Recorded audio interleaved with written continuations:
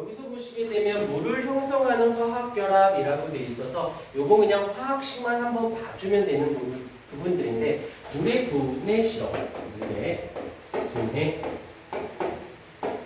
실험 이거는 특별히 뭐 어려운 건 아니에요. 그래서 아 이런 거구나 라는 거 하나만 잡아주면 되는데 여기서 일단 특징들을 볼게. 뜨거운 주절관에 물을 천천히 부어요. 일단 물을 확인만 물을 첨가를 합니다. 첨가가 되었어요. 그 다음에 거기에 주철관이라는 것이 보일 거야.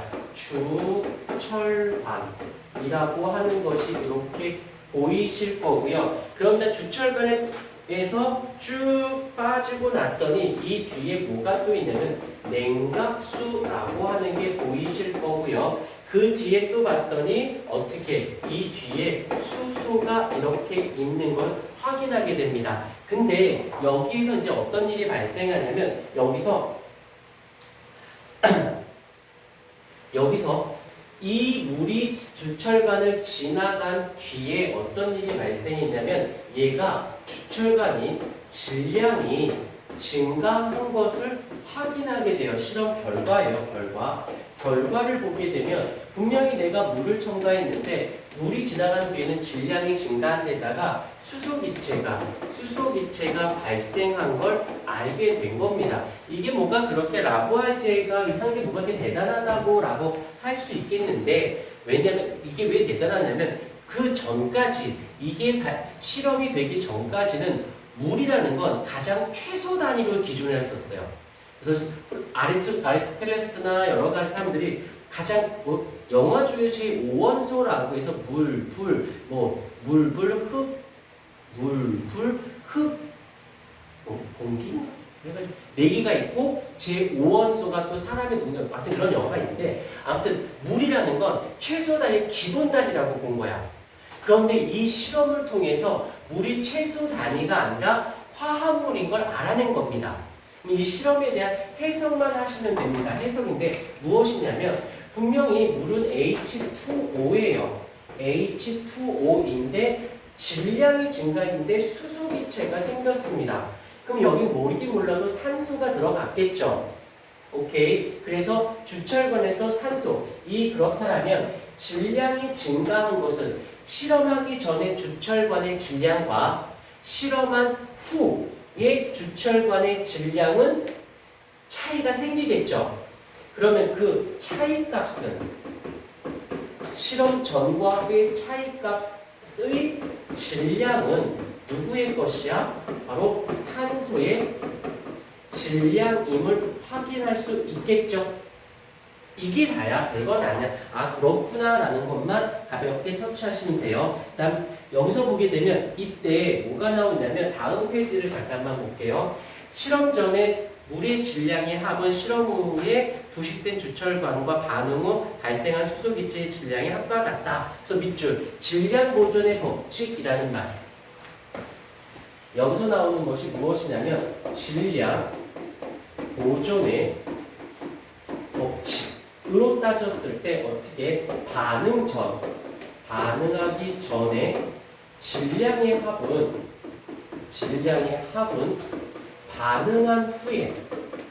반응 후에 질량의 합하고 어때야 된다? 반드시 같아야 된다는 거예요.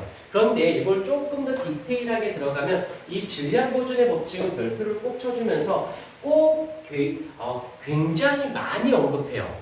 특히 화학식 작성하거나 화학식을 꾸며 나갈 때는 얘가 굉장히 많이 요긴하게 써놓는데 표면적으로 질량의 합이 같다라는 걸로 끝났지만 그 이후에 좀 더 디테일한 개념으로 간다면 어떤 게 들어가냐면 반응 전에 그 원자의 종류와 그 수는 반응한 후에 그 원자의 종류와 그 수가 반드시 어때야만 한다? 같아야만 합니다.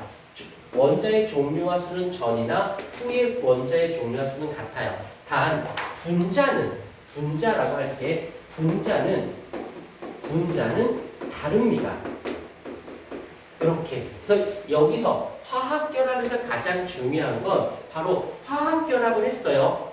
그런데 이 화학결합이 끊어져서 새로운 화학결합이 일어나는 거야. 새로운 화학결합이 가지고 있는 원자는 그대로인데 어떻게 결합했느냐? 그것이 끊어서 다르게 결합했느냐로 화학결합이 일어나는 거지. 여기서 중요한 메시지는 무엇이냐면 바로 화학결합이라는 말이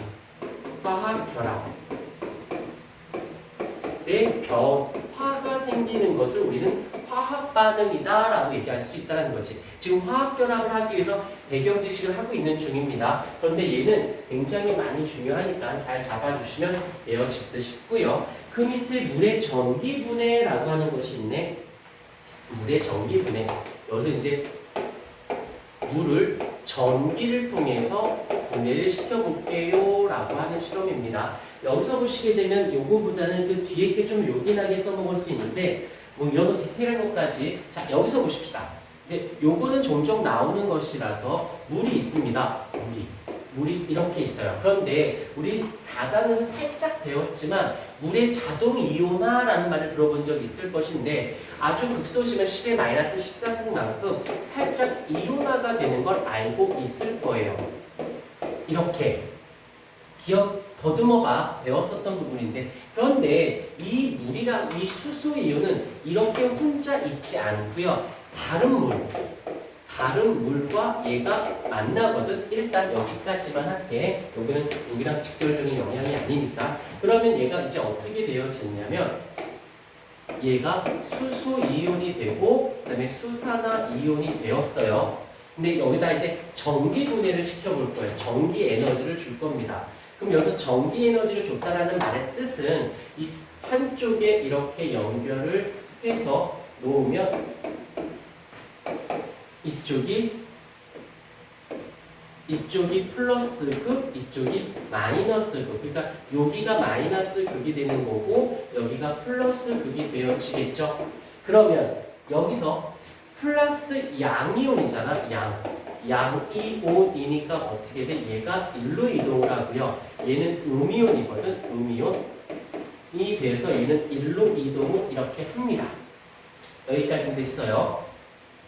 그러면 이제 어떤 일이 발생하느냐면, 자 보자. 여기 플러스 극에서 OH-가 탁 왔어. 온 상태에서 어떻게 하냐면 얘가 강제로 전자를 자, 근데 얘가 실제적으로 어떻게 생겨 먹어내냐면 OE-의 H 플러스 연애야. 그래서 결합해서 2-의 1 플러스니까 합쳐지면 1-가 된 거지. 이렇게 되는데 얘가 어떻게 되냐면 전자를 빼앗아 버릴 거야. 이 전극을 통해서 저기 봐야 돼. 전자를 빼앗을 거예요. 그러면 산소가 하나 남고 H 플러스가 하나 남고 두 개의 전자가 이렇게 강제로 뜯어낸 거지. 이렇게 OH-인 I 이렇게 되는 전자를 빼앗았다는 거지. 전자를 잃어버린 거네. 오케이? 전자 잃었어. 우리 그 4단원에서 배웠네. 전자 잃어버리면서 반응하는 걸 무슨 반응? 그치. 나 혼자 할게. 산화반응이라고 합니다. 되었습니까? 그러면 이때 여기서 다시 마이너스극에는 원래 누가 있었어요? 얘가 있었죠. 여기로 왔으니까. 오케이. 근데 그때 요 산소는 그대로 있고요. 이 수소 양이온과 전자가 어디로? 마이너스극으로 이동합니다. 이 전자는 도선을 통해서 이동하고요. 그 다음에 이 수소이온은 수용액 상태로 녹은 상태로 넘어와서 여기서 요 색깔펜을 쓸게. H 플러스와 두 개의 전자, 요게 일로 이렇게 옵니다. 그러고 봤더니 얘는 지금 양이온이잖아. 전자 하나가 부족한 상태 아닌가? 근데 이 전자가 하나는 이쪽으로, 하나는 이쪽으로 가서 얘가 뭐가 돼? H2가 되어지는 거니. 그래서 전자를 얻었네. 전자를 얻었으니까 무슨 반응이 돼? 환원 반응이 일어났어요 라고 한다라는 것이죠. 여기까지 문제 없지? 이제 스토리 봐야 돼. 그런데 여기서 끝났으면 얼마나 좋겠냐마는 그렇지 못해요. 왜냐? 얘가 문제인 거야. 산소. 이 산소는 혼자 있지 않습니다. 반드시 O2로 존재해야 돼. 이게 두 개 있어야 된다는 거지. 얘가 두 개 있으려면 얘도 몇 개 있어줘야 돼? 두 개 있어줘야 되겠죠? 그래서 O2가 돼요. 그럼 수소는 몇 개가 튀어나온 거야? 두 개가 튀어나온 거죠? 그러면 하나가 두 개 내보내서 얘는 총 몇 개? 네 개가 된 거고, 이 아이가 두 개가 왔고 여기 네 개가 되어진 거고, 여기서 두 개니까 여기도 두 개여야 되잖아. 그럼 총 수소 4개, 얘 전자 4개. 그래서 얘가 몇 개가 돼? 이렇게 되겠죠.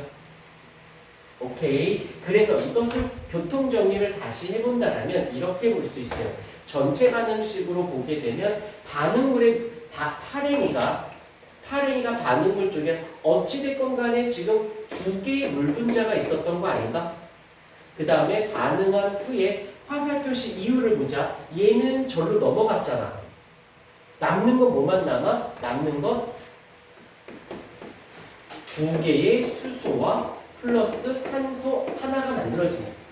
그래서 부분적으로 이런 화학 반응식을 거치지만 전체 반응식은 어떻게 물의 전기 분해는 물 두 분자가 관여를 해야 한다는 거. 그래서 이렇게 결합을 했네요 라고 하는 거 정도. 이때 중요한 거는 이때 여기서는 질량 보존의 법칙의 개념을 많이 중요시했다면 여기서는 이거 개수 맞추기. 지금 개수 맞추냐고 숫자가 갑자기 막 바뀌어버린 거예요. 개수 맞추기가 굉장히 중요합니다. 그래서 예전에서 배웠었지만 이 화학 반응식 할 때 개수 맞추는 거 한번 복습하자. 개수 맞추기 할 때 복습 1단원에서 배웠던 건데 개수의 비가 무슨 비? 몰수 비. 몰수의 비는 무엇과 같아? 분자 수의 비와 같고요. 분자 수의 비는 바로 부피 비와 같은데 이 부피 비는 할 때는 조금 더 신경 써 주셔야 돼요.